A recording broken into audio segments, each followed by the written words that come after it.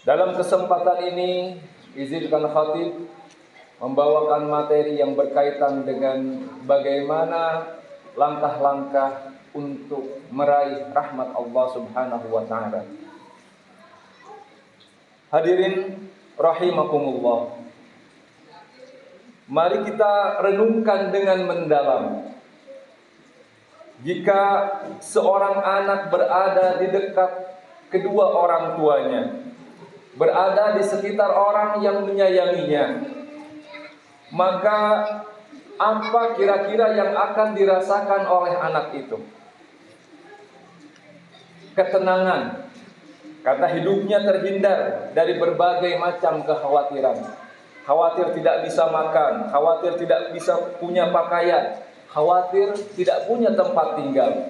Selain ketenangan, mungkin anak itu akan merasakan tercukupinya segala kebutuhan hidupnya.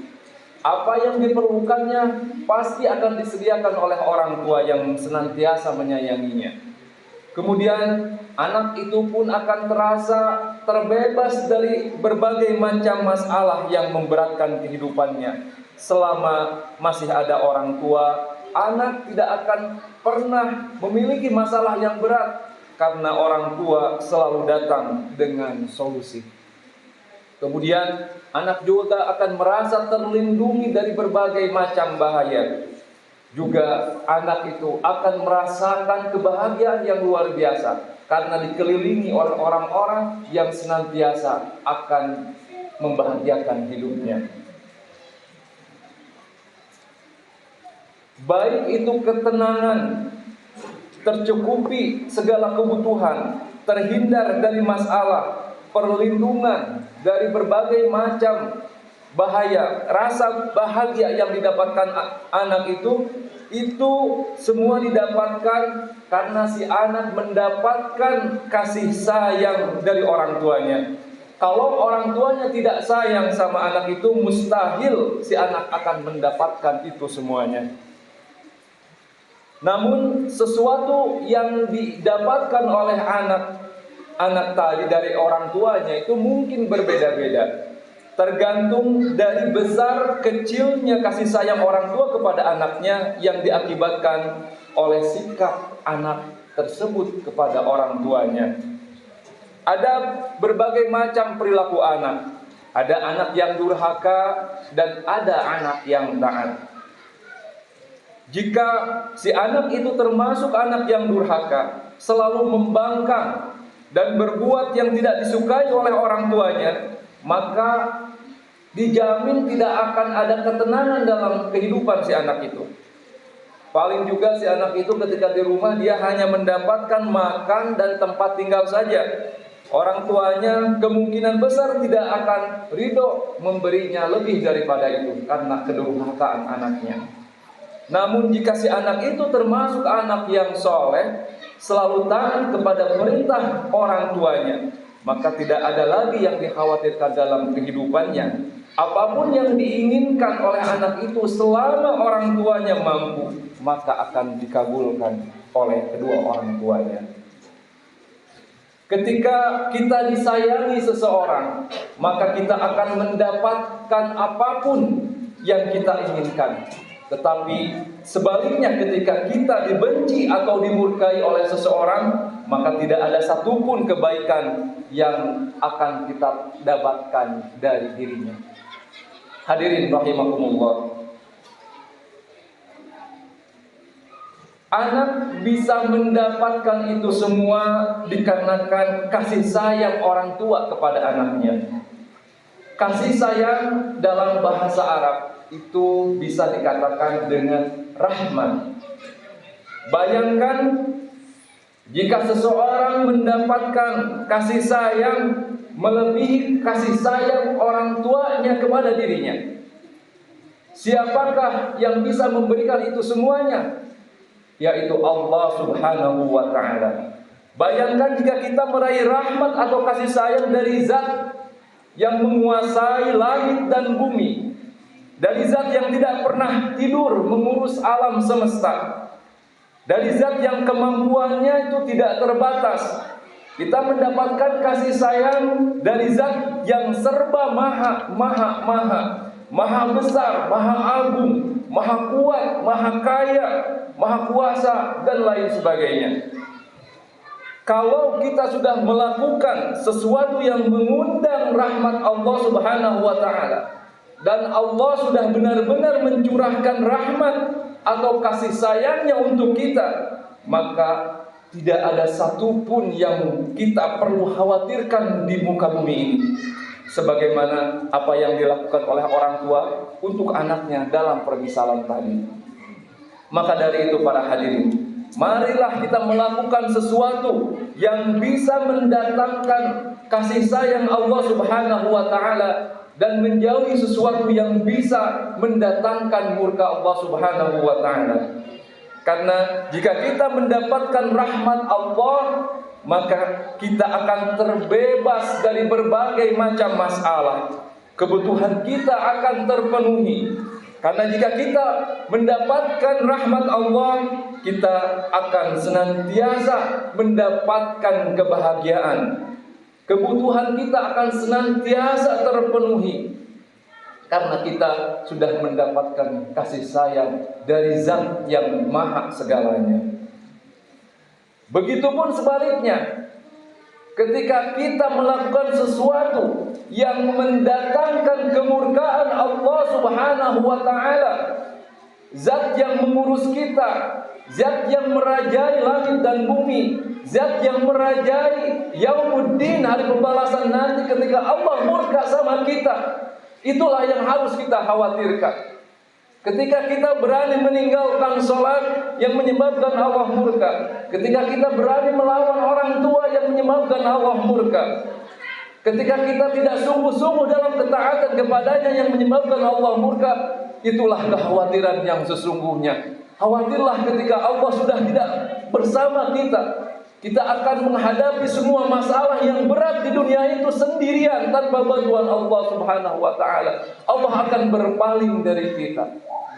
Maka dari itu, hadirin rahimakumullah, marilah kita meraih rahmat dan kasih sayang Allah Subhanahu wa taala agar kita bisa selamat dan bahagia, bukan hanya nanti di akhirat tapi juga di dunia ini. Lantas, apa saja hal-hal yang bisa mengundang rahmat Allah itu untuk kita? Yang pertama,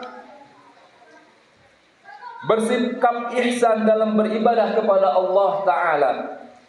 Yang dimaksud bersikap ihsan adalah memperbagus dan menyempurnakan ibadah kita kepada Allah Ta'ala, dan merasa Allah Subhanahu wa taala mengawasinya dalam ibadah tersebut. Allah Subhanahu wa taala berfirman, "Inna rahmatallahi qaribun minal muhsinin."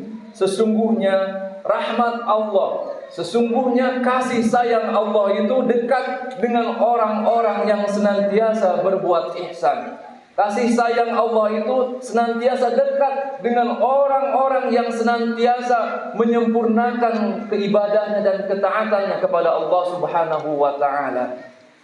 Yang kedua, hal yang dapat mendatangkan kasih sayang Allah itu adalah bertakwa kepada Allah dengan menjalankan perintahnya dan menjauhi apa yang dilarangnya.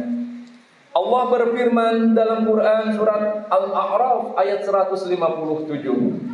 Wa rahmati wasi'at kulla syai'in, dan rahmatku itu meliputi segala sesuatu. Fasa'aktubuha lilladzina yattaquna, maka akan aku tetapkan rahmatku itu bagi orang-orang yang bertakwa. Wa yu'tuna zakata, dan orang-orang yang menunaikan zakat. Walladzina hum biayatina yu'minun, dan rahmatku aku tetapkan bagi mereka yang beriman kepada ayat-ayat kami. Hal yang ketiga yang dapat mendatangkan kasih sayang Allah itu adalah menyayangi makhluk Allah yang lain, baik manusia maupun binatang. Sebagaimana dalam hadis dari Abdullah bin Amr radhiyallahu anhu bahwa Rasulullah sallallahu alaihi wasallam bersabda, Ar-rahimuna yarhamuhumur rahimuna. Orang-orang yang menyayangi akan dirahmati oleh Ar-Rahman.